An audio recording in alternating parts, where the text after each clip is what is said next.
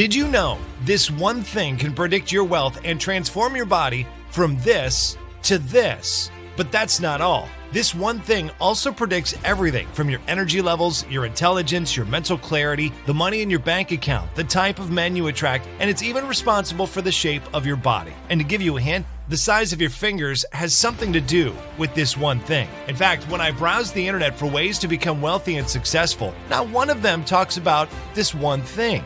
Even though this thing I'm talking about, the key to getting mothers and everyday women like you rich beyond your wildest dreams, isn't something you need to dig for like a buried treasure in a remote island. It's not something you need to learn from a shaman deep in the Amazon rainforest. No, it's something much simpler. It's probably sitting in your purse right now, maybe between your makeup and maxed out credit cards. You can't buy it from a guru, and last I checked, none of these so-called wealth experts like Dave Ramsey, Susie Orman, or Robert Kiyosaki on the internet are talking about it.